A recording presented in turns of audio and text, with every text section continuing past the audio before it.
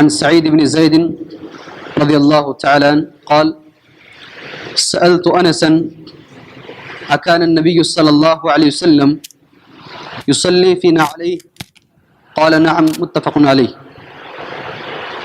امام بخاری رحمۃ اللہ علیہ اور امام مسلم رحمۃ اللہ علیہ دونوں روایت کرتے ہیں. حضرت سعید بن زید رضی اللہ تعالیٰ عنہ راوی ہیں، کہتے ہیں کہ سعید نے حضرت انس رضی اللہ تعالیٰ عنہ سے سوال پوچھا کیا نبی کریم صلی اللہ علیہ وسلم جوتوں میں نماز پڑھا کرتے تھے؟ تو حضرت انس نے جواب دیا ہاں جوتوں کے اندر نماز پڑھا کرتے تھے. یہ حدیث جیسے کہ میں نے کہا امام بخاری اور امام مسلم دونوں میں حدیث موجود ہے. حاضرین، میں نے کل آپ کے سامنے کہا تھا کہ وہ چیزیں جو نماز میں نہیں کرنی ہے، میں نے ترتیب کے ساتھ 6 چیزیں آپ کے سامنے گنائی جن کو یاد رکھنا ضروری ہے. آج وہ چیزیں میں آپ کے سامنے کچھ بتاؤں گا کہ نماز میں کیا کیا کر سکتے ہیں آپ. احادیث کی روشنی میں نماز کے اندر کیا کیا چیزیں آپ کر سکتے ہیں. پہلی رکعت میں سورہ حدید کی آخری آیتیں میں نے آپ کے سامنے پڑھی، اسی مد نظر سے پڑھی میں نے تاکہ اس کا ہمارے درس سے کچھ تعلق ہو. اس میں ایک آیت ہے وَرَهْبَانِيَّةً ابْتَدَعُوهَا مَا كَتَبْنَاهَا عَلَيْهِمْ، سنا ہوگا آپ نے، پہلی لائن والے نے تو غالباً سنا ہوگا. رہبانیت، حضرت عیسیٰ علیہ السلام کو ماننے والوں نے رہبانیت کو اختیار کر لیا. انہوں نے اللہ کو چھوڑ کر کسی اور کے پاس جانے کا طریقہ نہیں اپنایا. اللہ نے جو عبادت ان پر فرض نہیں کی تھی اس عبادت کو اپنے آپ پر انہوں نے فرض کر لیا. عبادت میں غلو کیا انہوں نے، عبادت میں حد سے آگے بڑھ گئے ہو. سمجھ میں آ رہی ہے آپ کو بات؟ عبادت ہی میں حد سے آگے بڑھ گئے ہو. اسی لیے اللہ نے فرمایا وَرَهْبَانِيَّةً ابْتَدَعُوهَا، وہ رہبانیت جس کو انہوں نے اپنا لیا ہے اللہ نے ان پر فرض نہیں کی ہے. تو اس سے بات یہ معلوم ہوئی عبادت بھی اتنی ہی کریں جتنی اللہ کے نبی صلی اللہ علیہ وسلم نے کرنے کا حکم دیا ہے، ویسے کریں جیسے اللہ کے نبی صلی اللہ علیہ وسلم نے کر دکھایا ہے. ہمارے اندر بہت سارے لوگوں میں یہ مشہور ہے کہ ہمارے اولیاء کرام، ہمارے بزرگان دین نماز پڑھا کرتے تھے، اور عموماً حضرت علی رضی اللہ تعالیٰ عنہ کے بارے میں مشہور ہے کہ ایک مرتبہ حضرت علی رضی اللہ تعالیٰ عنہ کو تیر چبھ گئی. سنا ہوگا آپ نے کئی مرتبہ حضرت علی رضی اللہ تعالیٰ عنہ کو جنگ میں تیر چبھ گئی تو لوگ اس کو نکالنا چاہے تیر کو. حضرت علی رضی اللہ تعالیٰ عنہ نے کہا نہیں بھی مجھے درد ہوگا، جب میں نماز میں کھڑا ہو جاؤں گا تب تم اس تیر کو نکال لینا. یہ بار بار آپ سنے ہوں گے بہت سارے حضرات اس میں سے، آپ کو دھیان تک نہ جائے ایسا نہیں ہے. یہ مذہب میں عبادت کے اندر بھی غلو ہے. یہ جتنی چیزوں کی عبادت میں اجازت دی گئی ہے وہ اجازت ہے اپنی جگہ پر، اگر اس سے بھی آگے آپ جانا چاہیں تو آپ غلط کر رہے ہیں. اس کے آگے اگر کوئی کہتا ہے کہ نہیں عبادت میں اس طریقے سے محو ہو جائیں آپ کہ سامنے کیا ہو رہا ہو پیچھے کیا ہو رہا ہو، اگر آپ کو تیر بھی لگ جائے، یہ تمام چیزیں جو کہی گئی ہیں وہ جو آگے احادیث آنے والے ہیں اس کے نظریے میں آپ دیکھیے، اس کی روشنی میں دیکھیے، یہ ساری چیزیں ٹھیک نہیں. اگر نماز میں خیال نہیں آئے گا تو پھر اعوذ باللہ کیوں سکھایا گیا ہے؟ اگر نماز میں خیال نہیں آئے گا تو پھر اعوذ باللہ کیوں سکھایا؟ اعوذ باللہ من الشیطان الرجیم پڑھ کر تھوکنے کا جو حدیث میں کہا گیا ہے کہ اگر نماز میں خلل آیا تبھی تو سکھایا گیا ہے. ہمارے نبی صلی اللہ علیہ وسلم کے بارے میں صحیح بخاری کے اندر حدیث ہے، عصر کی نماز آپ نے پڑھائی. کون سی نماز؟ عصر کی نماز. نماز پڑھانے کے بعد اللہ کے نبی صلی اللہ علیہ وسلم اٹھے، سلام پھیرتے ہی دوڑے آپ، ایک کندھا دوسرے کندھے پر ہاتھ رکھ کر کے جو ہے چھلانگ لگاتے ہوئے پھلانگ لگاتے ہوئے چلے گئے. چھلانگ مطلب کود کر نہیں، پھلانگ نہ بولتے، پھلانگ لگاتے ہوئے لمبے لمبے قدم رکھتے ہوئے چلے گئے. جا کر دوبارہ واپس آئے، صحابہ نے پوچھا آپ تو ایسا نہیں کرتے ہیں، آج آپ نے اسے کیوں کیا؟ تو آپ نے کہا نماز میں مجھے خیال آیا کہ تھوڑا سا سونا باقی رہ گیا ہے جو صدقے کا ہے، وہ صدقہ کرنا میں بھول گیا تھا، فوراً جا کر کے آیا. سنا ہے نہیں ہے آپ نے؟ تو نماز میں اللہ کے نبی صلی اللہ علیہ وسلم کو صدقے کا خیال آتا تھا. نماز میں اللہ کے نبی صلی اللہ علیہ وسلم کو صدقے کا خیال آتا تھا. اب ہماری حالت یہ ہے کہ ہمیں تیر چپ جاتی ہے، ہمیں پتہ نہیں چلتا. ہماری نماز اللہ کے نبی صلی اللہ علیہ وسلم کی نماز سے آگے. حضرت عمر رضی اللہ تعالیٰ عنہ کے بارے میں آتا ہے، نماز میں کھڑے ہوتے تھے حضرت عمر، نماز کے اندر سوچتے تھے، نماز میں سوچتے تھے کہ جنگ کے اندر وہاں سے بھیجیں صحابہ کرام کو یا ادھر طرف سے بھیجیں، دائیں طرف سے بھیجیں یا بائیں طرف سے بھیجیں. حضرت عمر کے ذہن میں جنگ کے خیالات آتے تھے.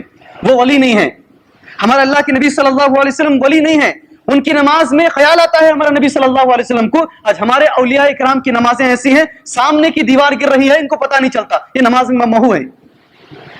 تو اسی لیے میں یہ آیت پہلے جو میں نے آپ کے سامنے پڑھی اسی لیے پڑھی، جتنا اسلام ہے جیسے ہے ویسے کیجئے، اس میں بھی آگے چلے جائیں گے تو پھر گمراہ ہو جائیں گے. ورہبانیۃ ابتدعوها، تو پہلی حدیث سن لیجئے.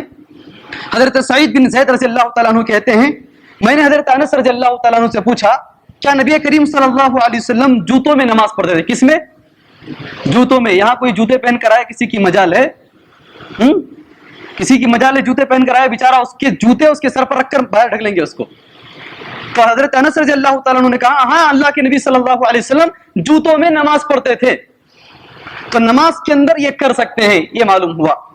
نماز بشرط یہ کہ آپ کے جوتوں میں گندگی لگی ہوئی نہ ہو، بشرط یہ کہ آپ کے جوتوں میں گندگی لگی ہوئی نہ ہو، اس لیے کہ مسجد اللہ کا گھر ہے، اس کو پاک رکھنا ہمارا فریضہ ہے. اگر آپ کے جوتے بالکل پاک ہیں تو آپ نماز پڑھ سکتے ہیں. اس کی ایک مثال میں آج کے دور کی علماء کی دینا چاہتا ہوں. حضرت بن باز رحمۃ اللہ علیہ، جانتے ہیں آپ ان کو؟ اکثر لوگ جانتے ہیں. قاضی القضات، جو سعودی عرب کے سب سے بڑے قاضی تھے، نابینا تھے، اللہ تبارک و تعالیٰ آنکھ چھین لیا تھا لیکن علم بہت دیا تھا. ان کے بارے میں آتا ہے، ان کے شاگرد کہتے ہیں وہ جب کار سے اترتے مسجد نبوی کے اندر جانے کے لیے تو ڈرائیور سے کہتے شوف النعل، میرے جوتے کو دیکھو، جوتا پاک ہے تو سیدھے جا کر کے مسجد نبوی کی پہلی صف میں بڑھ جاتے. مسجد نبوی میں جوتا پہن کر نماز پڑھتے تھے. وہ ابھی قریب کی بات ہے، 990 پر 9 کی. تو جوتے پہن کر نماز پڑھ سکتے ہیں ہمارے وہ بھائی حضرات جو جوتوں میں نماز پڑھنے کو ایک عیب سمجھتے ہیں یا پھر اس کو بدتمیزی سمجھتے ہیں. عیب نہیں، بدتمیزی. یہ اہل حدیث بڑے بدتمیز ہیں، ورنہ ایک چرچا لگا دیں گے لکھ کر کے. اہل حدیث جو اپنے آپ کو اہل حدیث کا دعویٰ کرتے ہیں جوتوں میں نماز پڑھنے کے قائل. اللہ کے نبی صلی اللہ علیہ وسلم نے پڑھا ہے تو جوتوں میں نماز پڑھ سکتے ہیں. پہلی چیز اس کو نوٹ کر کے رکھیں. انس بن مالک پہلا مسئلہ. دوسرا مسئلہ نماز میں کیا کیا کر سکتے ہیں احادیث کی روشنی میں، ہم اپنی طرف سے کچھ بھی نہیں بولیں گے. انس بن مالک رضی اللہ عنہ قال كنا نصلي مع النبي صلی اللہ علیہ وسلم فيضع احدنا طرف الثوب من شدة الحر في مكان السجود. حضرت انس بن مالک کہتے ہیں کہ ہم اللہ کے نبی صلی اللہ علیہ وسلم کے ساتھ نماز پڑھتے تھے. ہم میں سے کوئی جو سامنے کی زمین ہے ہماری طرف فرش یا قالین یا حصیر نہیں تھی. اللہ کے بندے جو سب سے نیک ہیں، جن کے بارے میں آیا ہے کہ ان کے آدھے مد کے برابر بھی ہم پہنچ نہیں سکتے، بیچارے کنکریوں پر سجدہ کر دیتے ہو. کس پر؟ کنکریوں پر. ان کنکریوں پر جب دھوپ پڑتی تھی تیز ہو جاتے کنکریاں ہو، تو صحابہ کہتے ہیں ہم ان تیزی کی وجہ سے اپنے کپڑے کو سامنے رکھ کر کپڑے پر سجدہ کرتے تھے. تو اس سے یہ معلوم ہوا جانی نماز بچھا کر کے نماز پڑھ سکتے ہیں. صحابہ نے نماز پڑھنے کے لیے کپڑا سامنے رکھا، بشرط یہ کہ وہ جانی نماز بالکل سادی ہو. کوئی بھی کپڑا، اگر آپ دھوپ کی شدت ہو رہی ہے تو آپ اپنا ہی لباس سامنے رکھ کر کے نماز پڑھ سکتے ہیں. یہ دوسری چیز ہے نماز کے اندر کرنے کی. تیسری چیز سنیے. عن ابی قتادہ رضی اللہ تعالیٰ عنہ قال رأیت النبی صلی اللہ علیہ وسلم. یہ بہت بڑی چیز ہے، یہ جو چیز اب میں بول رہا ہوں بہت بڑی چیز ہے، اس کو غور سے سنیں. رأیت النبی صلی اللہ علیہ وسلم یؤم الناس. حضرت ابو قتادہ کہتے ہیں میں نے نبی کریم صلی اللہ علیہ وسلم کو دیکھا آپ لوگوں کی امامت کر رہے تھے. کیا کر رہے تھے؟ آپ لوگوں کی امامت کر رہے تھے، مطلب آپ امام تھے. وہ امامہ بنت ابی العاص، اور آپ کی نواسی، آپ کی نواسی یعنی آپ کی جو بڑی بیٹی ہے، کیا نام ہے ان کا؟ اللہ کے نبی صلی اللہ علیہ وسلم کی بڑی بیٹی کا نام کیا ہے؟ الحمدللہ حضرت زینب رضی اللہ تعالیٰ عنہ. حضرت زینب رضی اللہ تعالیٰ عنہ کی بیٹی ہے حضرت امامہ رضی اللہ تعالیٰ عنہ، یعنی آپ کی کیا ہوئی ہے؟ نواسی.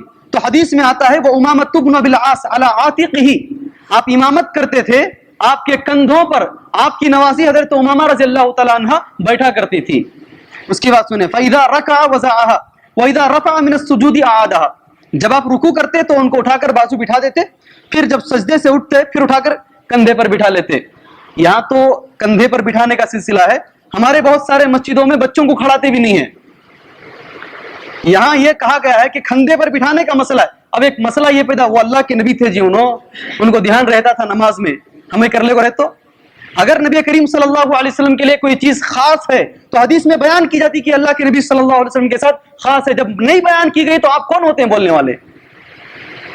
جو چیز اللہ کے نبی صلی اللہ علیہ وسلم کے ساتھ خاص ہے وہ بیان کی گئی ہے.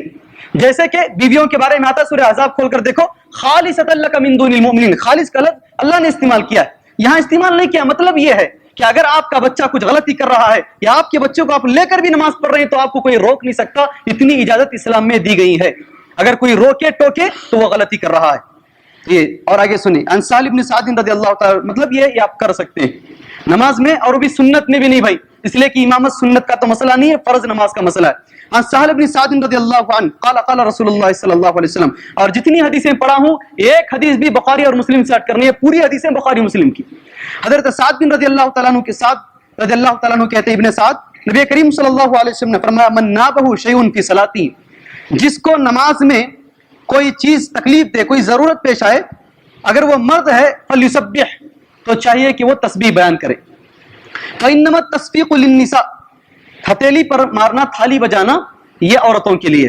تو نماز میں یہ بھی معلوم ہوا ہمیں, صرف امام کی غلطی پر ہی نہیں, اگر کوئی ضرورت بھی اس کو پیش آ رہی ہے تو وہ سبحان اللہ کہہ سکتا ہے. نماز کے اندر سبحان اللہ کہنا جائز ہے. اور بھی کچھ چیزیں ہیں, وقت زیادہ ہو رہا ہے, انشاءاللہ میں اسی سلسلے کو کل بیان کروں گا. یہ ساری چیزیں وہ ہیں جو نماز میں آپ کر سکتے ہیں. اللہ تبارک و تعالیٰ سے دعا ہے, اللہ تبارک و تعالیٰ ہماری نمازوں کو سنت کے مطابق